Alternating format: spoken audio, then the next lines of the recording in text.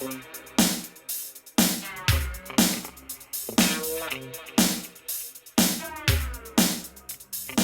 the discipline of international relations, there are contending general theories or theoretical perspectives.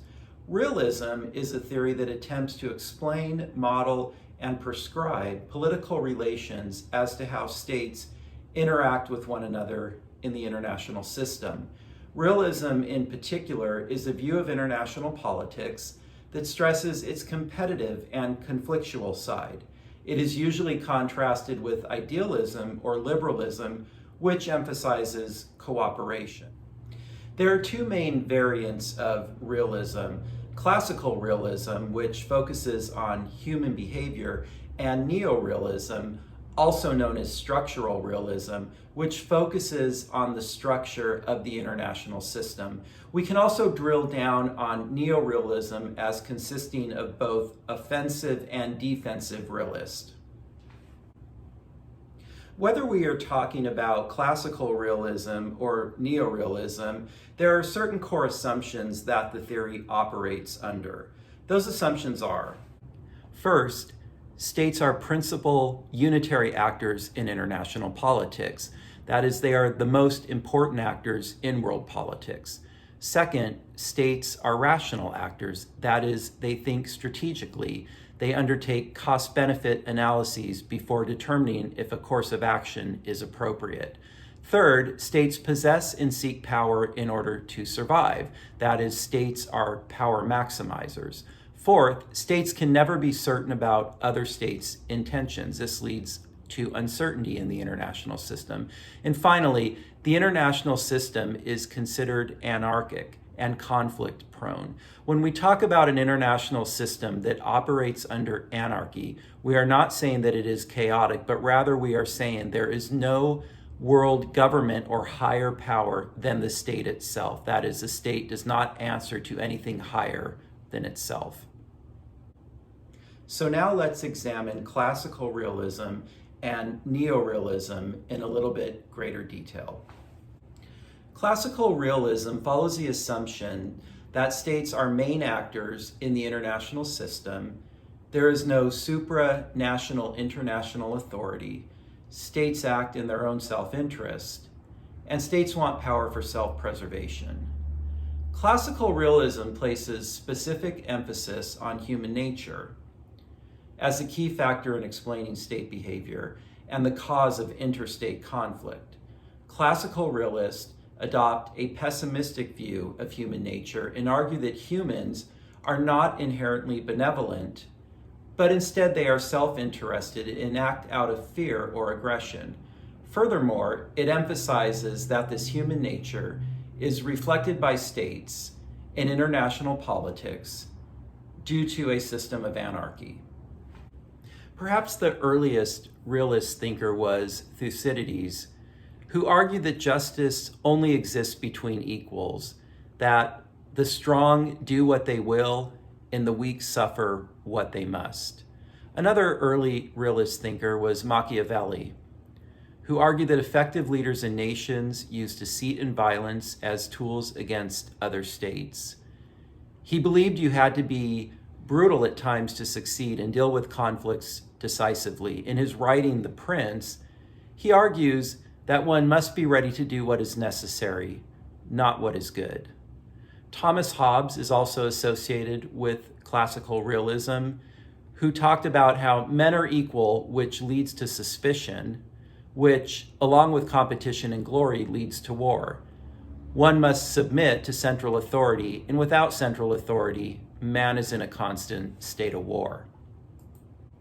Hans Morgenthau is the most influential post-war realist, who wrote in his 1948 book, Politics Among Nations, that international politics, like all politics, is a struggle for power, and the struggle for power is universal in time and space. Morgenthau views the balance of power as the most effective technique for managing power in the international system. The balance of power theory in international relations suggests that states may secure their survival by preventing any one state from gaining enough military power to dominate all others. If one state becomes much stronger, the theory predicts it will take advantage of its weaker neighbors, thereby driving them to unite in a defensive coalition.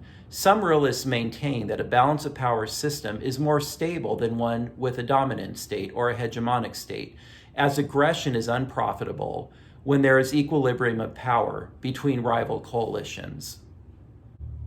Neo-Realism, or structural realism, accepts the basic premises of classical realism and largely replaced it after the 1970s. Neo-realism is an ideological departure from Morgenthau's writing on classical realism. Neo-realist thinkers instead propose that structural constraints, not strategy, egoism, or motivation, determine behavior in international relations. There was a desire for more science and clearer variables. Arguments about threats inherent in human nature in rogue states gave way to a more structural theory. The most prominent neo-realist was Kenneth Waltz, who in 1979 wrote A Theory of International Politics. In this important work, he identified problems in classical realism. The main problem is that it was too state-centric, but rather the theory, in addition to talking about the states, also needed to consider the system as a whole.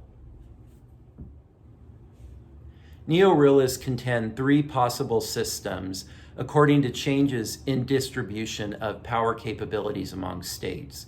A unipolar system contains one great power, a bipolar system contains two great powers, and a multipolar system contains more than two great powers.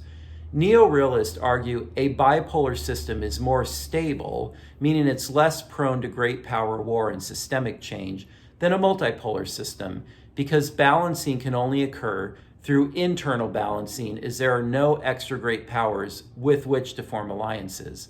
Because there is only internal balancing in a bipolar system rather than external balancing, there is less opportunity for miscalculations and therefore less chance of great war.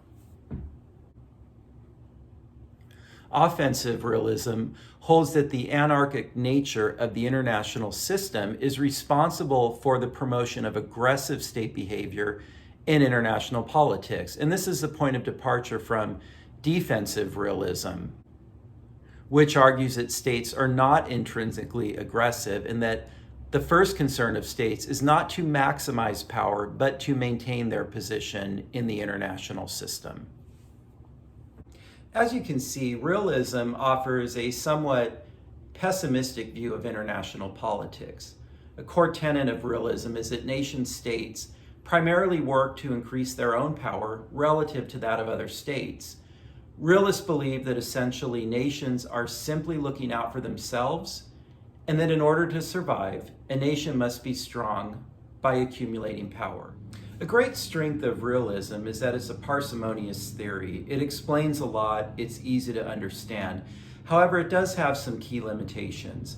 Some of those limitations, for example, are the security dilemma. As states acquire capabilities to make themselves secure, they make others more insecure. This leads to a cycle of arms races and growing insecurities. The quest for absolute security by one state would be perceived as creating absolute insecurity for other states. Realism also does not explain the growth of intergovernmental organizations, such as the United Nations. But despite these limitations, realism remains one of our most important theories to explain international politics. In a future video, I'm going to discuss the other dominant paradigm in international relations, which is liberalism. Liberalism, unlike realism, is a more optimistic approach to international politics. It suggests that there is room for cooperation between states in the international system. That's the video. Thanks for watching, and I hope you have a great rest of the day.